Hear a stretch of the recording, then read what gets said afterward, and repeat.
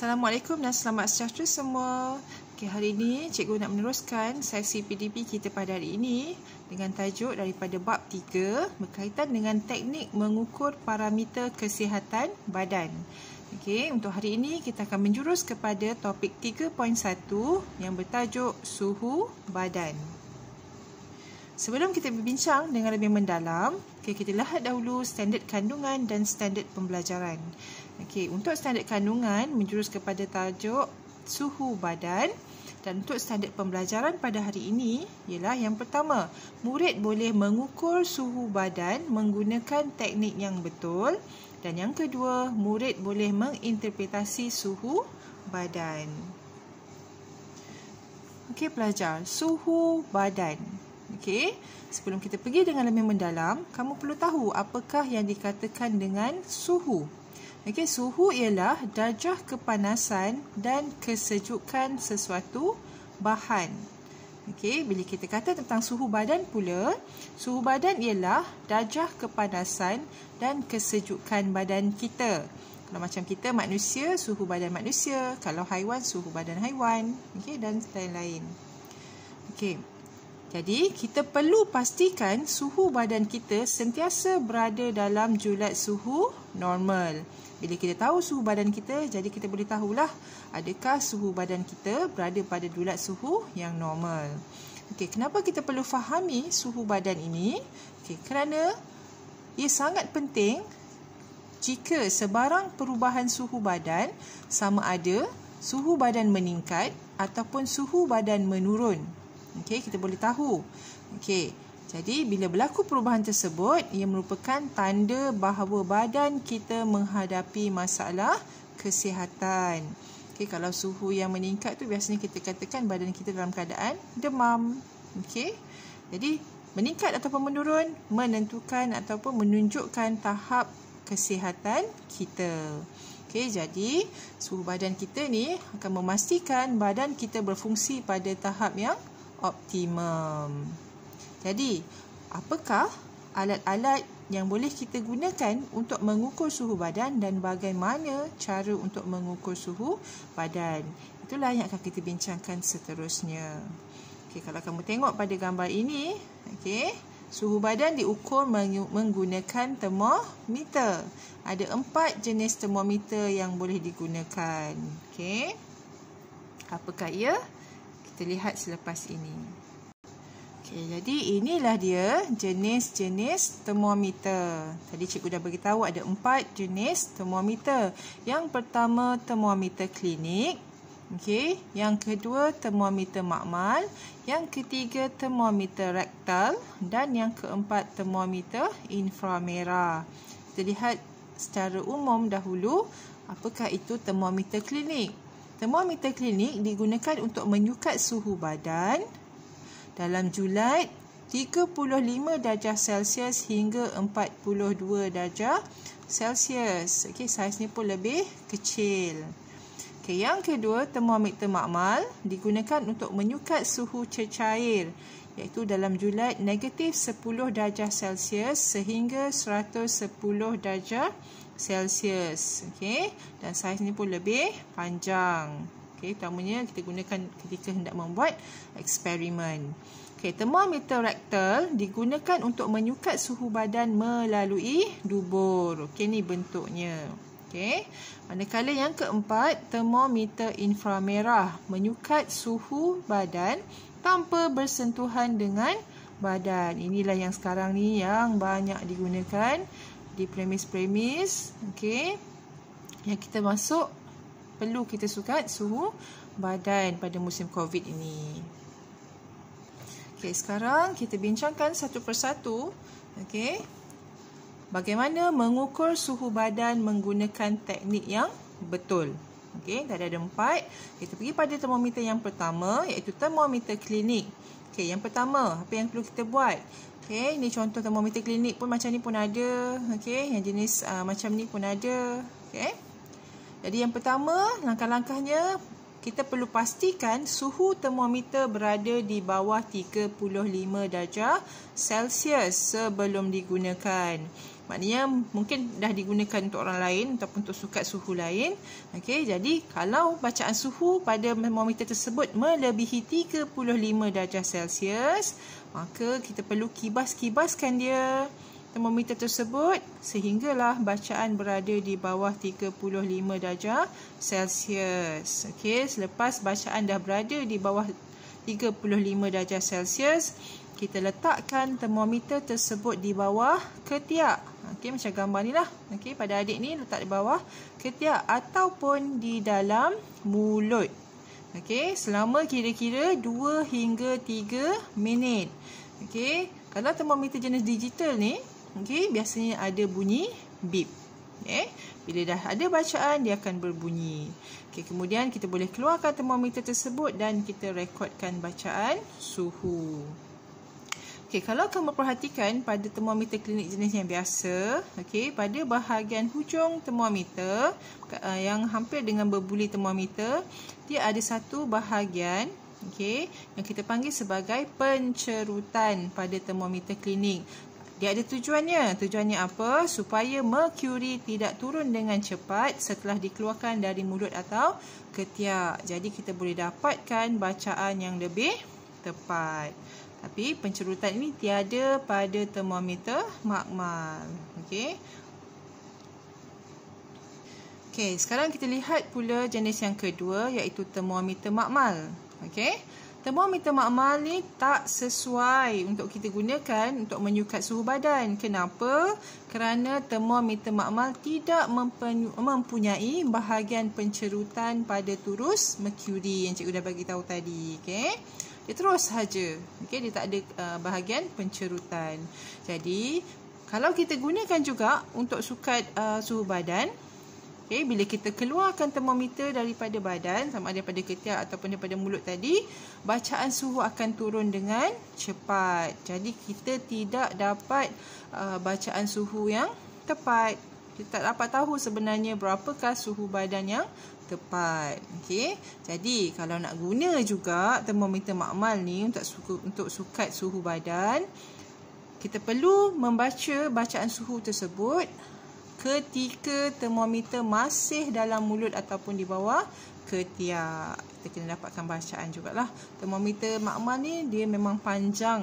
Okey, lebih panjang daripada termometer klinik tadi. Okey, termometer jenis yang ketiga iaitu termometer rektal ataupun rektal ni merujuk kepada dubur. Okey, termometer jenis ini biasanya kita gunakan pada bayi yang kurang daripada 3 bulan. Baby lagi masih kecil. Okey, jangan gunakan untuk orang dewasa.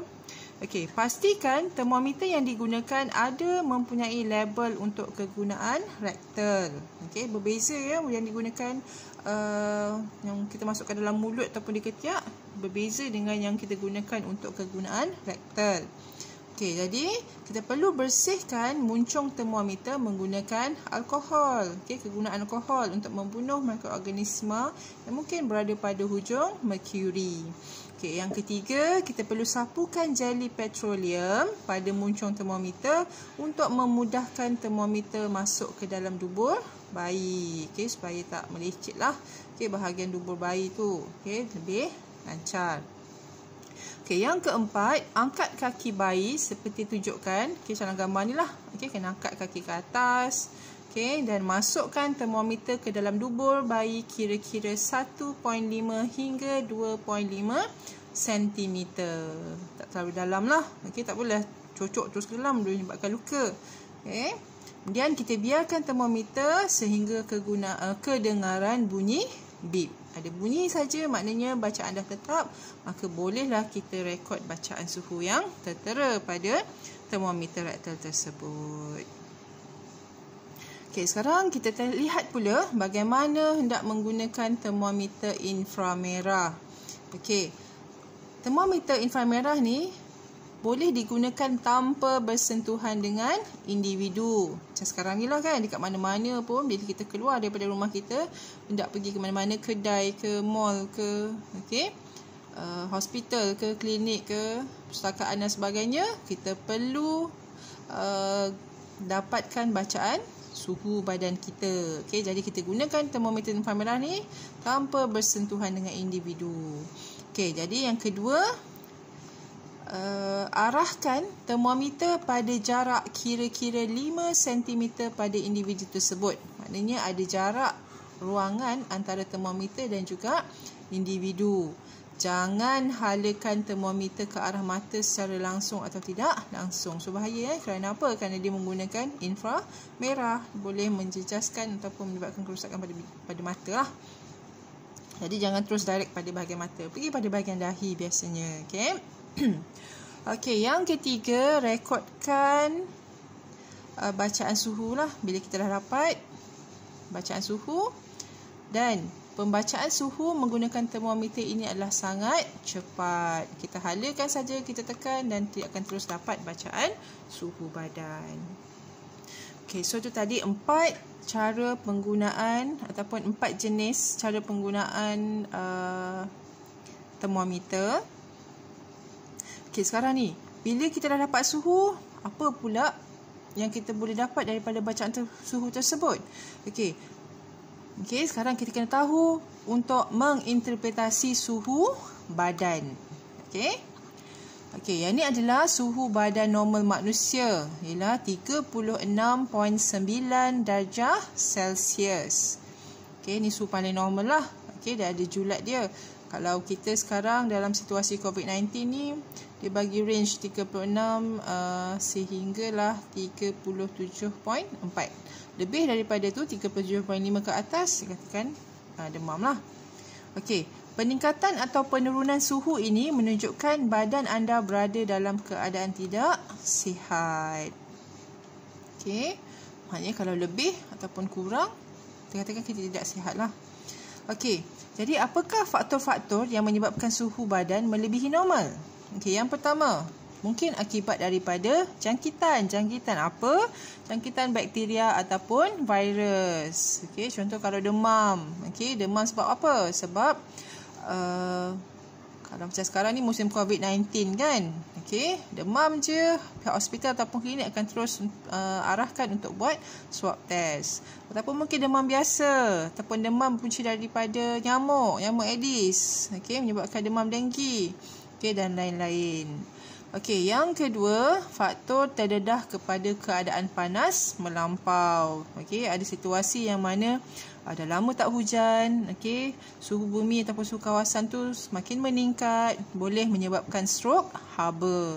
Kalau melibatkan fenomena El Nino contohnya. Okey, jadi cuaca sangat panas, okey, jika kamu pun kurang minum air, okey, kamu terdedah pada kawasan yang terbuka direct pada matahari, boleh menyebabkan stroke haba. Okey, ataupun selaran matahari yang melampau. Okey, duduk tepi pantai, okey, kena pada sinar matahari pun boleh menyebabkan suhu badan jadi meningkat. Okey, yang ketiga, mungkin juga akibat daripada senaman bila kita melakukan senaman berat. Okey, jadi semua aktiviti ni, contohnya macam kita terdedah pada panas ataupun melakukan senaman, kita perlu buat senaman ataupun aktiviti yang sesuai, yang tidak membawa mudarat kepada badan kita. Okey, ini contohlah. Okey, bila suhu badan melebihi 37 darjah Celsius, anda mungkin disahkan demam. Macam sekarang dalam musim COVID-19 ni, 37.5 ke atas baru dikatakan demam, dan ada kemungkinan lah, okey, untuk diserang ataupun akibat daripada COVID-19. Okey, tapi kalau dalam situasi biasa, mungkin kita demam biasa. Okey, suhu badan juga boleh kurang daripada normal sekiranya anda terdedah kepada keadaan sejuk yang melampau. Contohnya di negara-negara yang mempunyai 4 musim. Bila musim sejuk, musim salji, okey, mereka perlu pakai baju yang tebal-tebal, okey, untuk memastikan suhu badan pada keadaan yang normal. Okey, kalau dia saja-saja pakai baju yang nipis, pakai baju yang biasa ataupun mungkin seluar pendek, baju lengan pendek keluar pada musim salji, dia boleh terdedah kepada sejuk yang melampau, yang mana dia boleh membawa kepada kematian. Okey. Jadi kita sebenarnya bukan hanya suhu yang meningkat ataupun yang tinggi menyebabkan badan jadi panas, mungkin juga suhu badan yang terlalu rendah juga menunjukkan keadaan badan kita yang tidak sihat. Okey. Okey, jadi itu sahaja perbincangan tentang tajuk suhu badan. Okey, kita buat review sedikit tentang apa yang kita baca pada hari ini daripada awal tadi. Okey. Yang pertama, cikgu dah terangkan tentang suhu badan.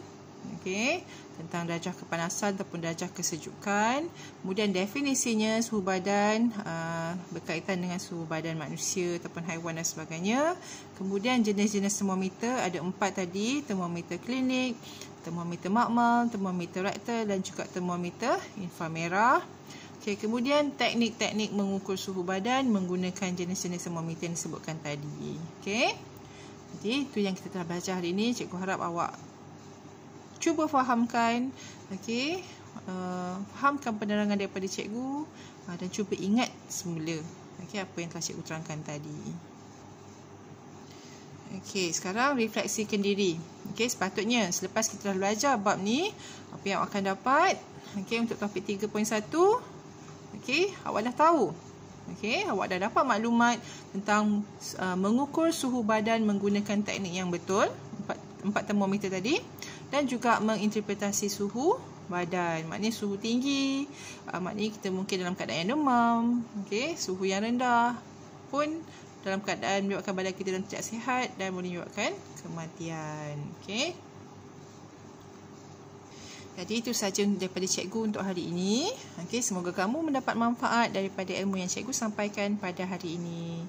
Okey, tentang tajuk suhu badan. Sehingga kita berjumpa lagi. Terima kasih. Assalamualaikum warahmatullahi wabarakatuh.